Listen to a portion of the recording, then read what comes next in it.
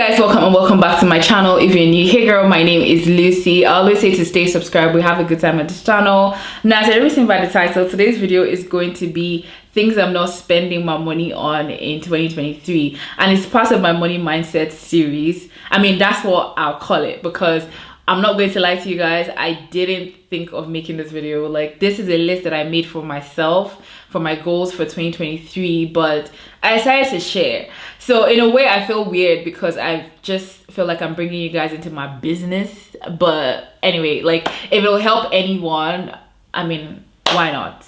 Okay, why not? Now, without further ado, let's just jump right into the video.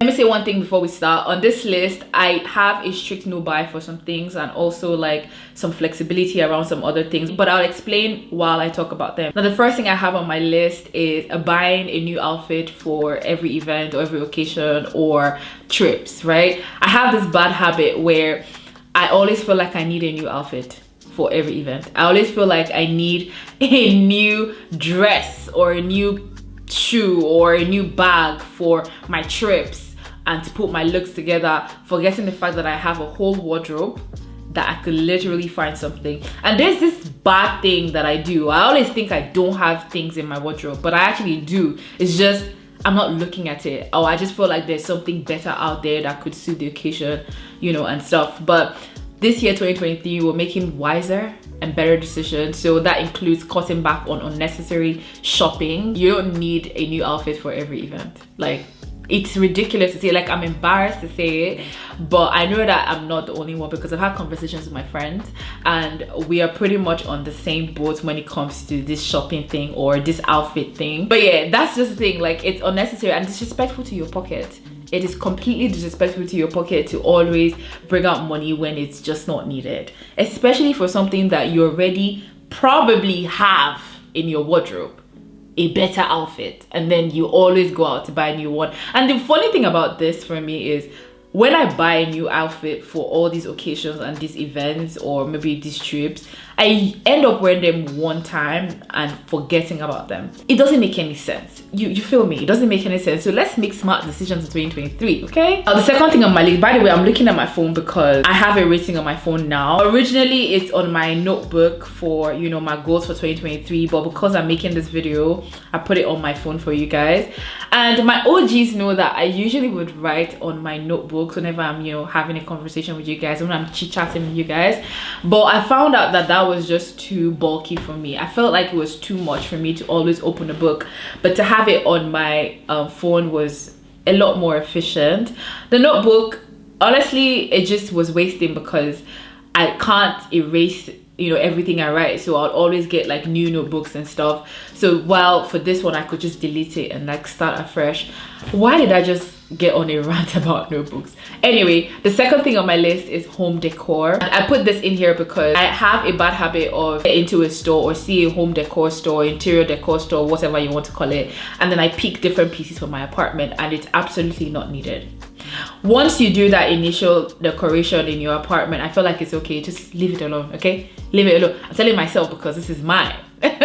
Leave it alone. For 2023, I'm not buying anything extra to decorate my house. It is good as it is. Like, there is nothing that needs to be in here that isn't here. So all those other things that are out there that seems to want to look like it'll be good on my center table or on my dining, like, I don't need it. So home decor is literally one of those things where you could see little pieces whenever you go out to the shop and stuff, and then you could just see little cute things and you'd be like, oh, I could put it here. No, you can't put it there. Leave it alone. Drop it. Drop it. And the same that goes for my kitchen utensils as well. I have enough spoons, enough forks, enough knives, enough plates, glasses, and all of that. I don't need extra, but whenever I go out and I see like a nice shape or a gold one, I always want to add.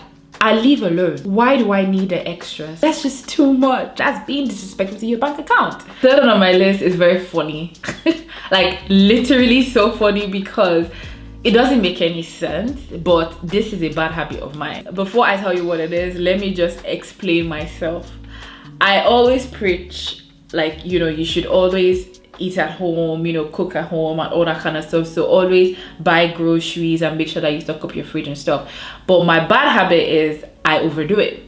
Okay, I overdo it, thinking that I'm going to cook later on, or I'm just going to keep the excess for later on, and I end up just stocking up my freezer and not using the food or not cooking the food, and at the end of the day they get expired and I have to throw them out. And I know that I'm not alone. I'm trying to give myself hope. For the year 2023, I want to be mindful of how much groceries I'm doing.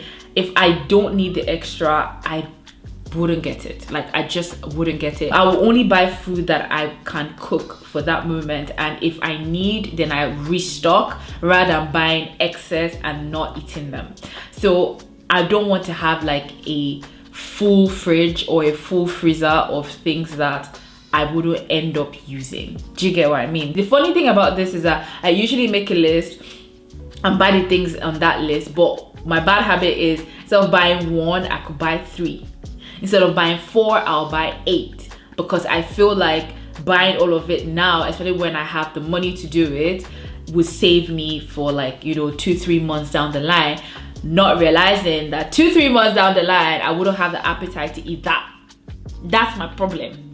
So this year, this is definitely not a no buy because I need food, but I would have to be really conscious about how I spend money on food. 4th thing, unnecessary tech.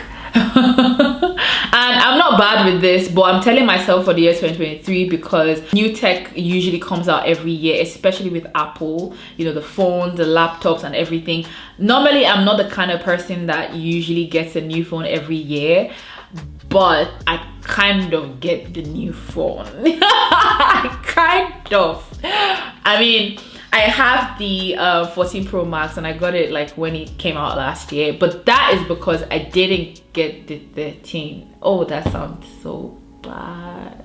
This is the reason why I have to do this on camera, because I'll hold myself to it. If I don't need it, I'm not gonna get it. This is not a no buy. This is not a no buy because I do content creation and sometimes, you know, you need new lighting, you need new gear and stuff. But to be honest with you, I am quite strict with not buying or splurging on like tech stuff, like cameras and stuff, or like new mic only if I actually need it, like all this creating content stuff. There's some certain things that could be in my eye, like maybe another content creator kind of talks about it and I would want to get it. There are certain things, like little things like that, like let's say a small light, a ring light, or you know, comfortable, all kind of things. Like I want to stop it. Like I already have what I need, I don't need extra, no matter how good they say it is. Yeah, until this one is broken, that one isn't working anymore, I'm not spending on tech, and they're not cheap. Now my 5th one is buying things through ads, like TikTok ads or Instagram ads and all that kind of stuff.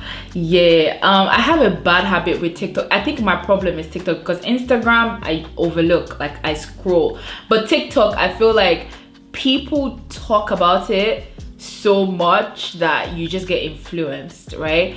With Instagram, it's like usually sponsored posts, like you just see like the posts, like the ads, like they are legit ads.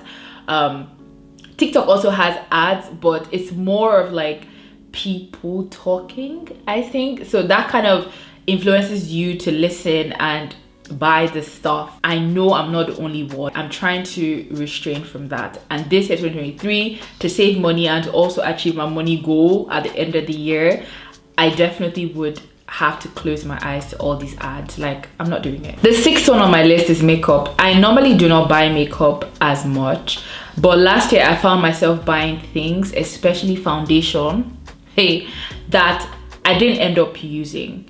And at the end of the day, I didn't even end up liking, just because I saw a creator or an influencer talk about it and then I bought it. On TikTok especially, I'm actually mad at myself for instance, the foundations I bought that people swore looked like skin and it looks like mud on me. 7th one, cheap stuff.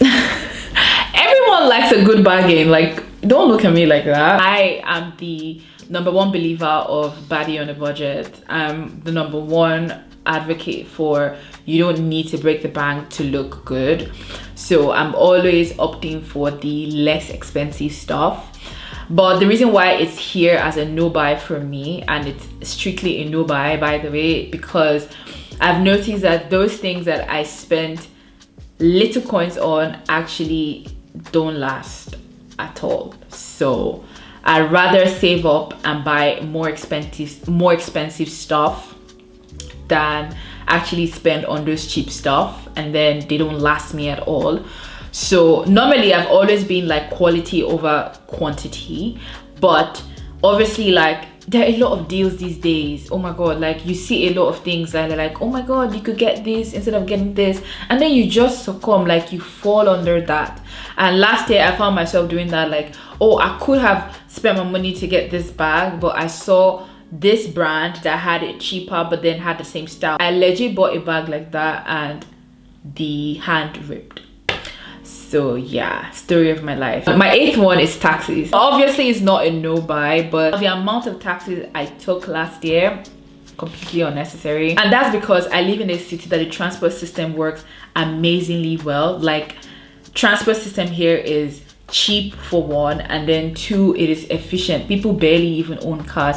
Owning a car here is luxury, and just because, I don't know, maybe you're just bougie. Everything works, like the buses, the trams, the subways, like they all work. Like the train, everything works well, so you don't need a car, and you actually do not need taxis. But I found myself a lot last year taking taxis. The 9th one on my list is food deliveries. First of all, this is not a no buy, but I'll be extra strict on it. That was that I always prioritize cooking my own meals, and I cook a lot and all that kind of stuff. But I also will spend money for food delivery. Actually, it's not even as much, but the reason why it's in here is because it is terribly unhealthy for me. Every time I do food deliveries, I get sick, like legit get sick of myself. Like, I don't know, I just feel weird. I'm not saying I'm not going to eat, obviously, when I go out, like solo dates or drinks and dinner with my friends and stuff. Obviously, I would eat out, but I'm talking about like delivering food to my house. So ordering food and not finding something to eat in my kitchen, especially when I grocery shop. I want to go months and be like, oh, I haven't ordered food to the house, you know, that kind of thing. Now, the last thing on my list is perfumes. This is definitely not a no buy, because that is absolutely impossible. I am addicted to perfumes. You guys know I love perfumes. I make videos with fragrances, but the reason why it's on this list is because I need to give myself a set number, like a specific number, and I need to not always fall into the trend. So when someone says this is good, you should buy it, I don't want to have to run all the time and go and get it. There are certain fragrances that are on my list that I already know that these are the fragrances I'm going to get for this year, except something magically springs out and it must be really, really, really worth it. And one thing about fragrances is, yeah, we do have unique scents, but majority of it I could kind of smell similar in my collection. I have a large collection of fragrance, so sometimes I find that some of the fragrances that I actually spend money on, especially last year, I had already similar fragrances, similar notes in my collection. So I'm trying to be a lot wiser when it comes to buying fragrances for the year 2023.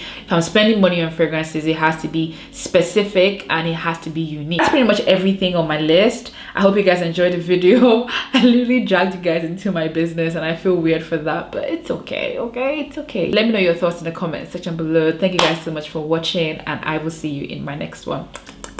Bye guys. Those of you that are listening in your car, at your job, and you at home, I don't care where you at. Turn this up right now, cause we're about to go in. Hey, set that